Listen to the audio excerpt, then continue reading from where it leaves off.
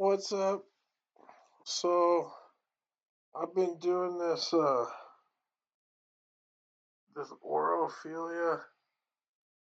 It's the Love for Gold channel, and he did this shaker table, and he gave a SKP file for SketchUp Pro, and I took like literally like a year or two off from like everything I've done just to learn SketchUp.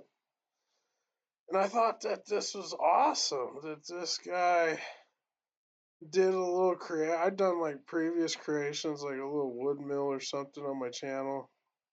I got this other channel. It's like 101 Construction or something.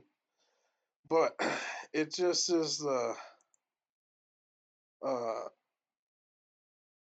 it's something different, and someone knows what I'm doing, and it's kind of like in the same like thing that I know how to do, and I'm really good at this stuff. Like I just dropped in, I just got the file. I was like, I had to put it in the comments section that hey, I just freaking cracked open this baby right here, and it's kind of cool. It's got it all designed out. He figured out how to push and pull some knobs and make these little doodads that all kind of make sense to kind of give us like a little platform. Like, is there a part there that I forgot? Like, let's look underneath it. There might have been a part there. Oh, there's a little bolt down there or something. It's a couple little bolts. So he put that on a little table and he bolted that all down, and there's a lot of cool things going on here. So I'm really appreciative. I don't think he'll mind that we're on the shaker table SKP file. This shaker table right here is, if I go into my pointer and I click on it, this thing is a component unit. So if you left click and then you explode your component, you can see all the different little parts that are inside this component that he made. Uh, we haven't really looked at anything inside this. We're just busting this file open.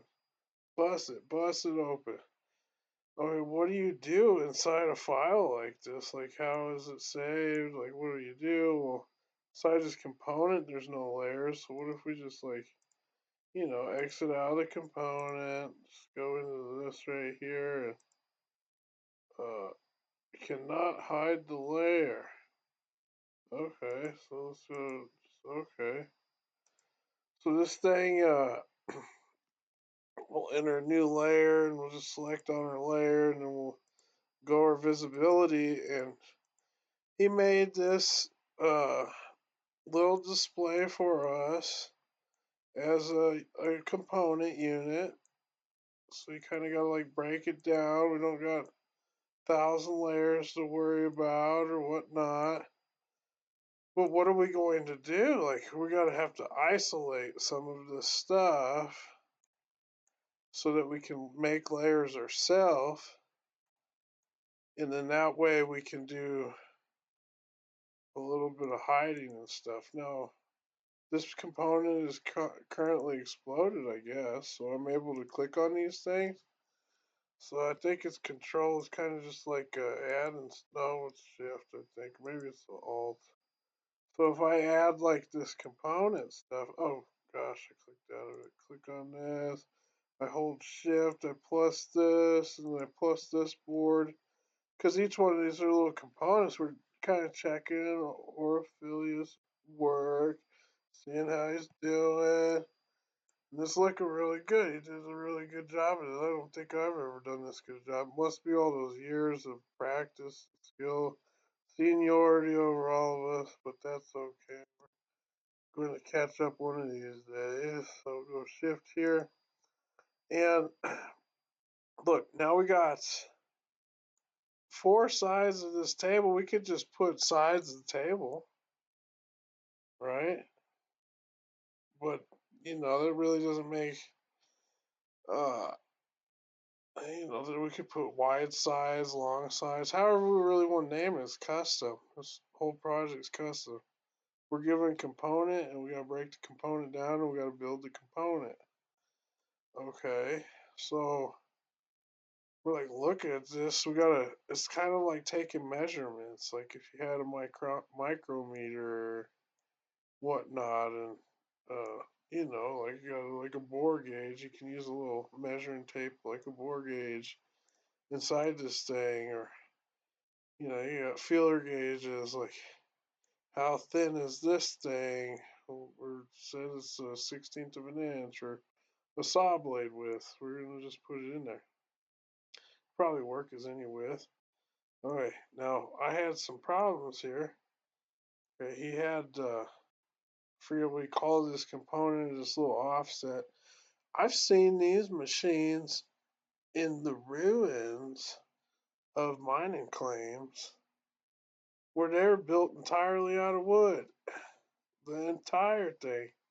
I mean, everything. These little components right here, everything. And guess how they do this little offset uh, shafty materials thing? This guy right here. Uh, they did it. They just take like a couple strips of that plumber's tape and just tack weld it so that it's like a little bar, and then they just stick it in there. Uh, and then they could do the same thing with this part. They could take like 4 or 5 pieces of the plumber's tape and just tack weld the edges, and then put it right directly on the motor, and then it's offset. So when this motor's spinning, and you got this uh, thing that is like I don't know, quarter-inch over or whatever, and it's flying around the shaft, this little hole.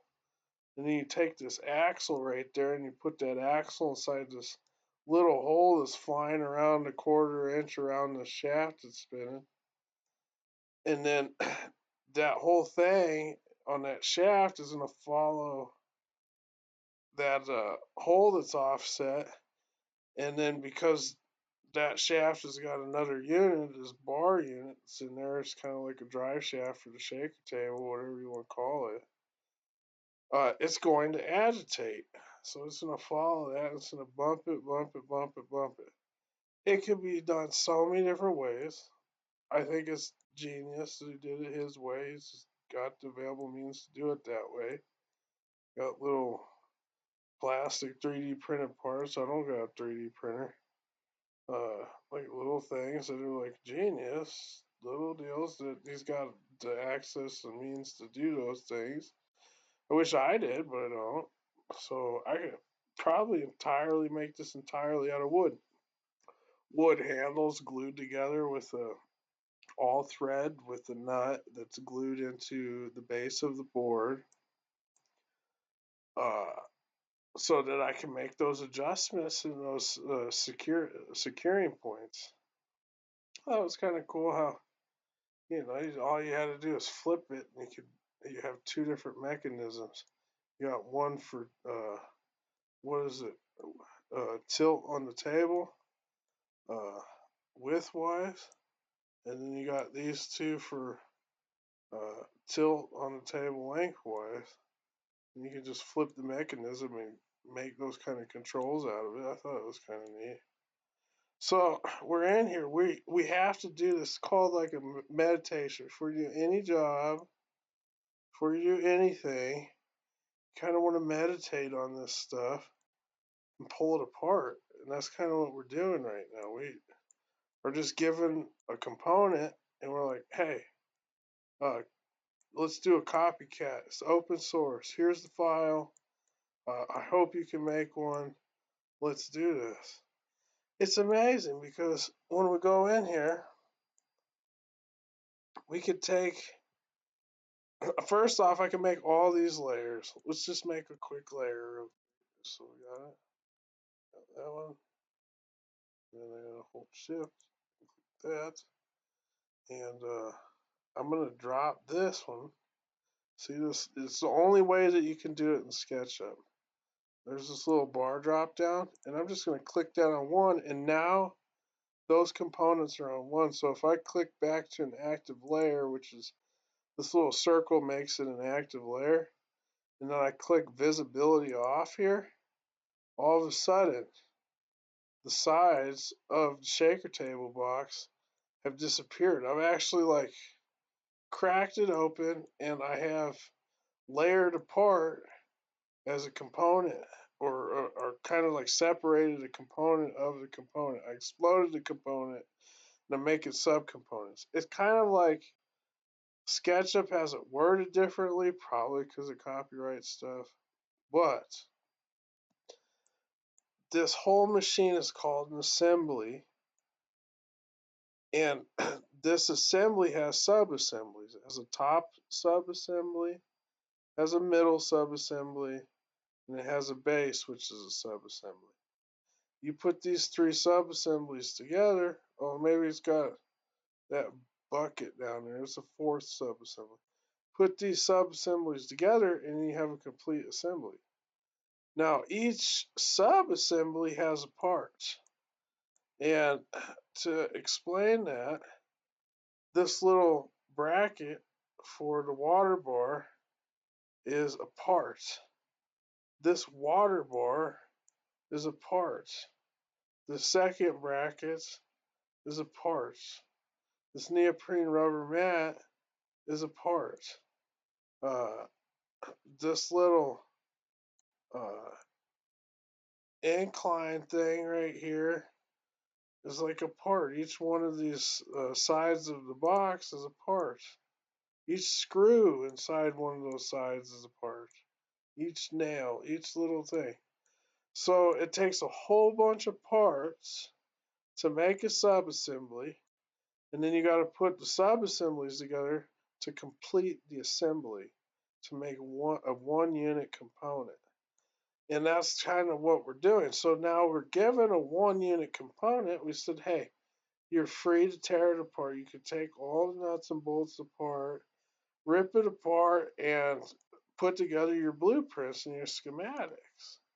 And the way that you do that is you got SketchUp, and then you have oh, I forget what it's called. It's like Blueprint or something with the SketchUp. It's behind this window where I don't want to show all my icons.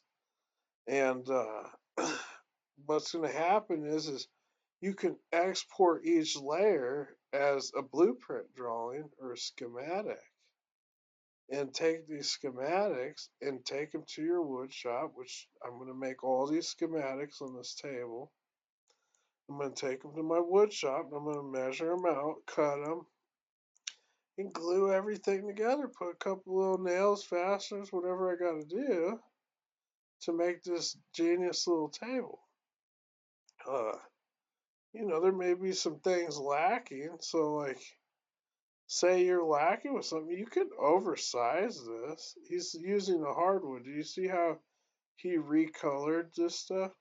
He says, well, I got moving parts here, and I'm making a wooden device that I actually want to last a little while. Like, I don't want to have to rebuild this at the end of the week. Maybe I can rebuild it next year, and if it lasts 2 years, then damn, I did a good job. So he's picked out parts in motion in areas that might maybe need to be strengthened, like this little frame down here on this table.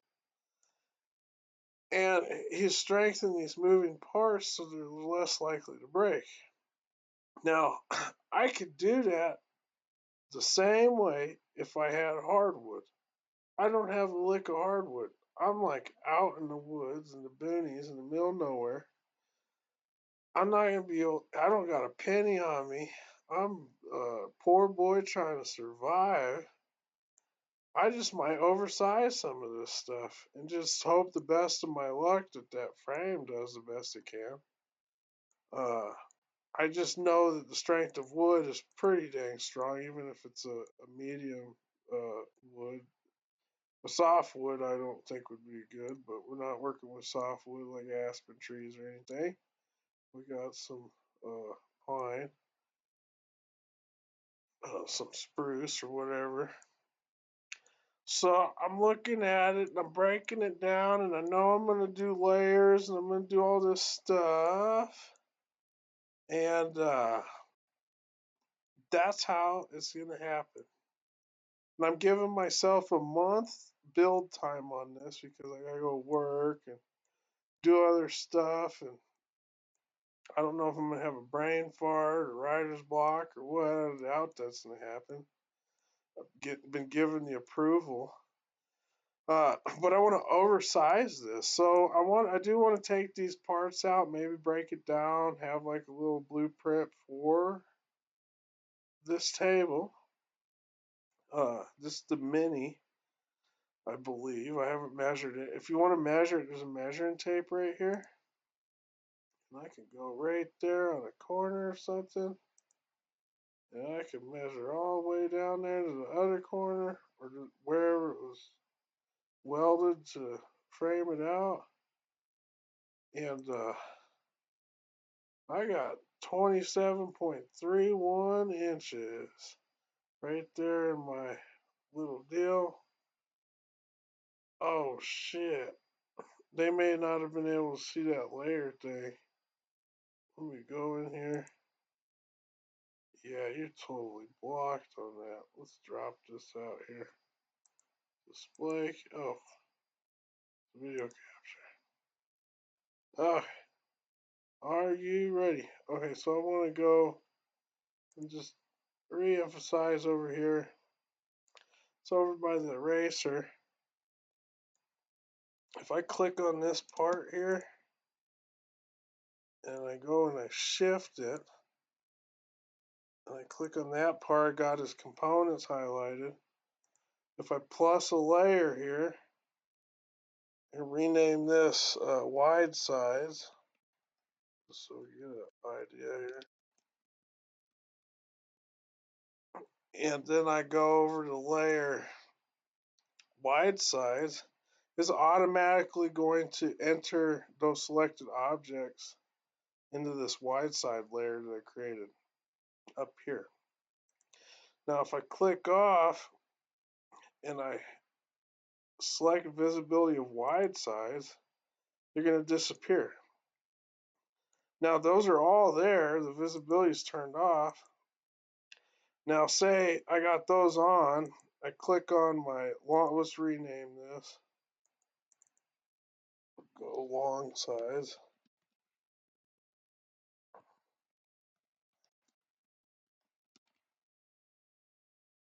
And I click the visibility of the table off. I have a perfect little mock-up of what the size of that table is going to look like. And I could literally do all my measurements like this inside this little mock-up. And then do my little blueprint paperwork, make a little schematic for each little part that I'm working on. So I got a step-by-step guide when I'm in a tool shop, when I don't have a computer near me. I think I would just rather have a, step 1, 2, 3, just kind of forward think, plan all this out. And when we do that, it's going to bring it all back.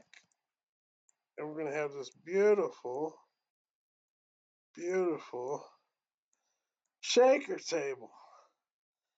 And I think it's nice. I like this idea. You kind of got to have some kind of finance or some kind of encouragement or someone to enable you a little bit. I think it was good that, the Love for Gold guy over here has give us just a little bit of enabling to encourage some of our wants and dreams to become a reality. It's a pretty cool little deal.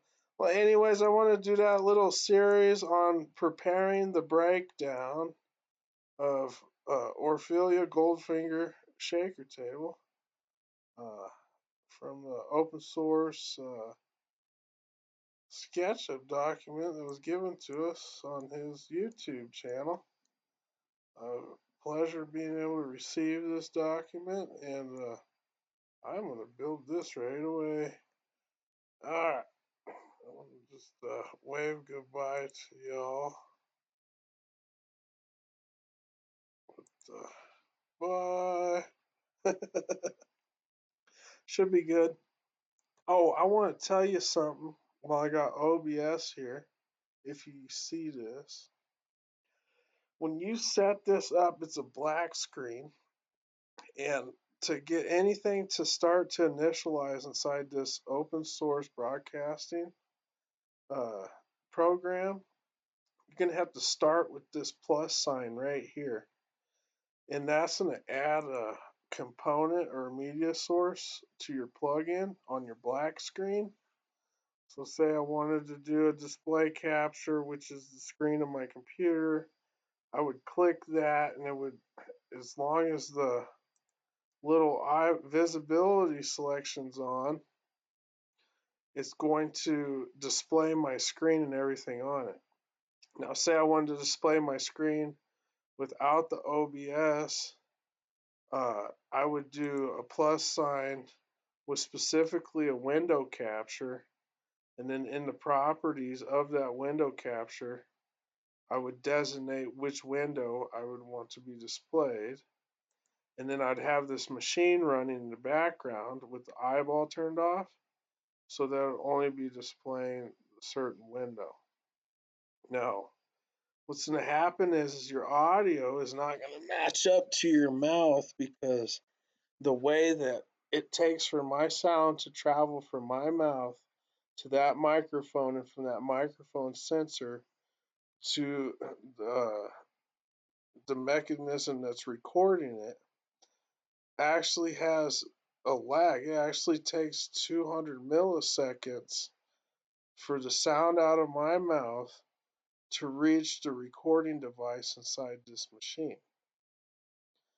And it is recording in real time the window capture and the video capture. The video capture is in the machine, and it's not distanced from this machine.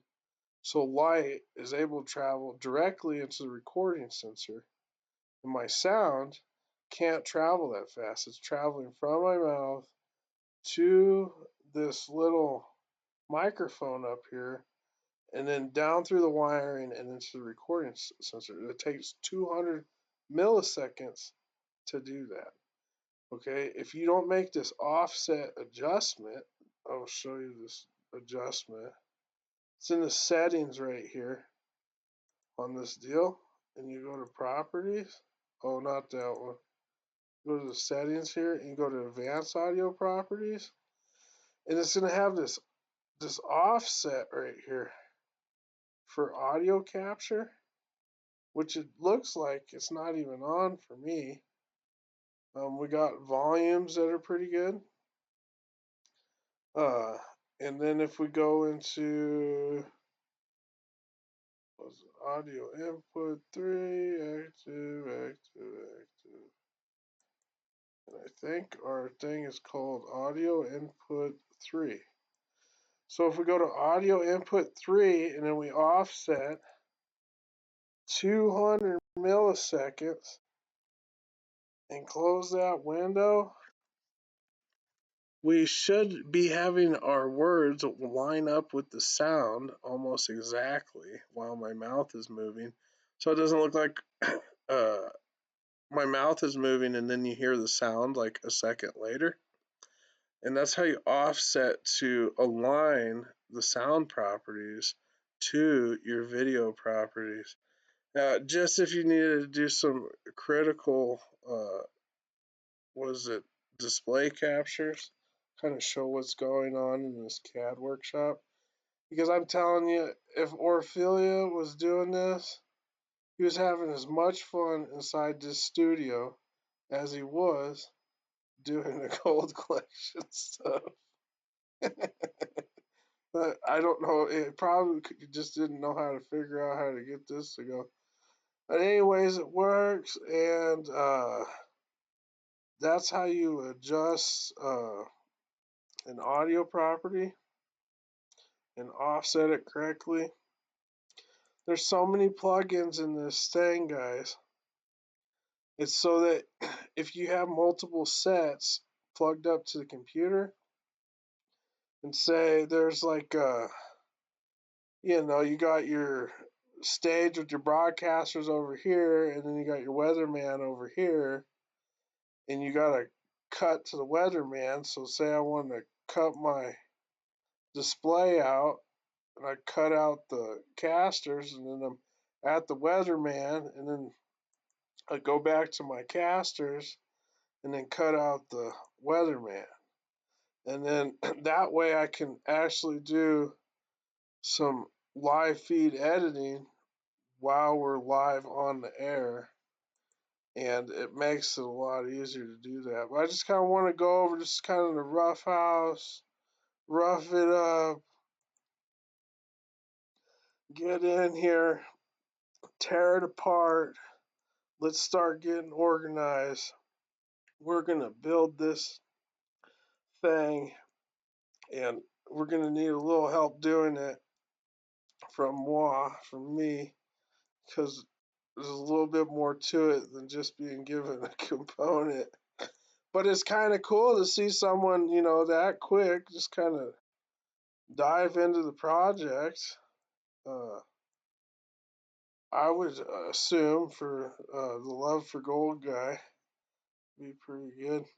Well, anyways, I'm out of here. I'm going to end this video, and yeah, we'll be back with more. All right.